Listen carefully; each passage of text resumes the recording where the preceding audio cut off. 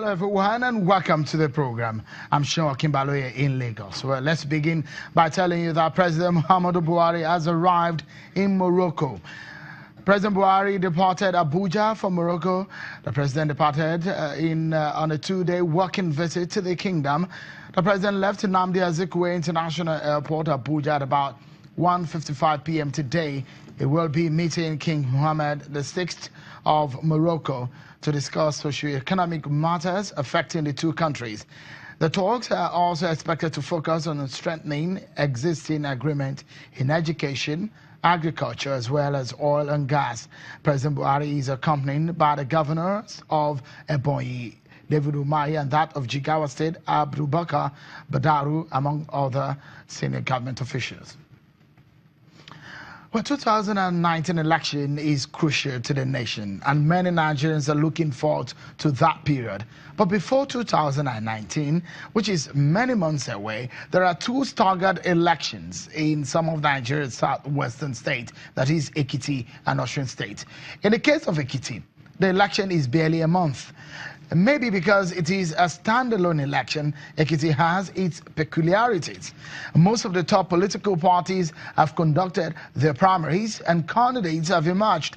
The background stories of what played out during the primaries have formed part of discussion here on the program on China's television.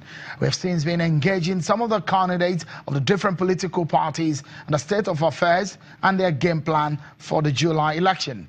We have also so far engaged some candidates and hear some of what they said about their chances in the July 14 governorship race.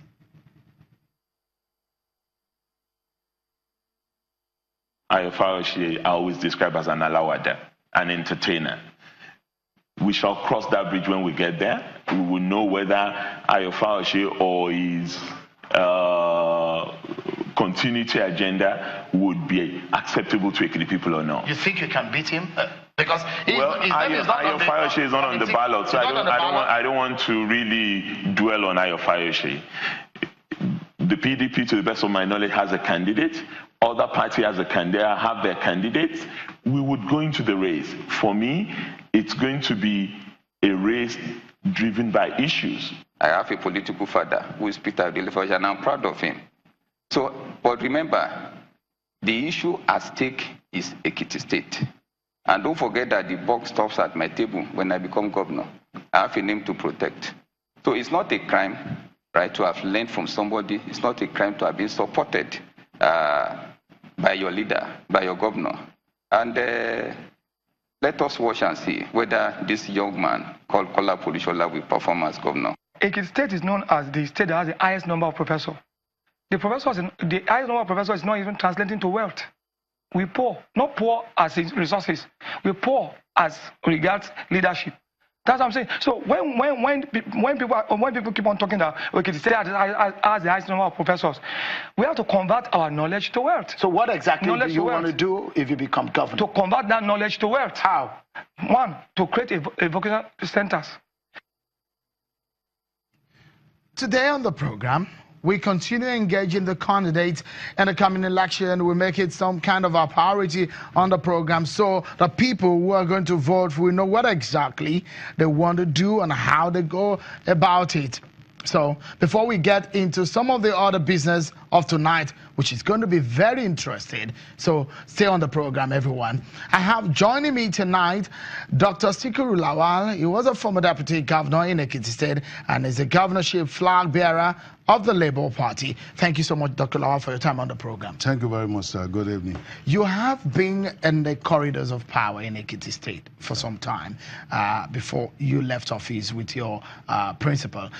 What exactly are you coming back to do? Because that's a big question a lot of people in Ekiti State will be asking. We've seen you as a deputy governor. Yeah. What exactly are you going to be doing for the people of Ekiti State this time around? Thank you very much. This is not coming back. I'm asking for the post of governor this time around. And so it's not just that I'm coming back. I was deputy governor. And as deputy governor, what I need to do was to assist my principal. And to God be the glory, that I did so well. And that administration remains a milestone in Ekiti up to today.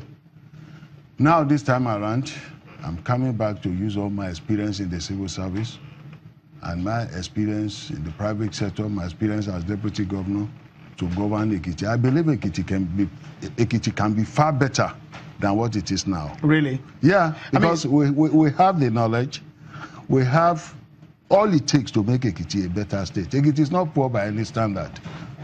You were on the platform, you ran with your principal at the time on the platform of the PDP. Yeah. And somehow you guys left the office. Yeah. And why did you leave the PDP? I left because it became a one-man show. And who is the man? Oh, we all know him. No, I mean, a lot of people, millions of people who are watching. It became a one-man show. The governor was dictating everything happening in the party. And I believe that should not be so. I have ideas that can turn Ekiti around. And when I was sure that there was not going to be a fair and free primary, the primary was not going to be democratic enough, I left. So Labour Party for you is a formidable platform? Oh, sure. Really? Labour Party have been in Ekiti State for over 10 years. The present governor ran in Labour Party some years back. He ran for Senate. But he lost. He did. But mind you, Labour Party is now far stronger than what it was then. People in Ekiti State, people have tried APC. They have tried PDP. And they've gotten the result. So they want an alternative platform. And is that what the people of Ekiti are saying? Is that what they are telling you? Sure.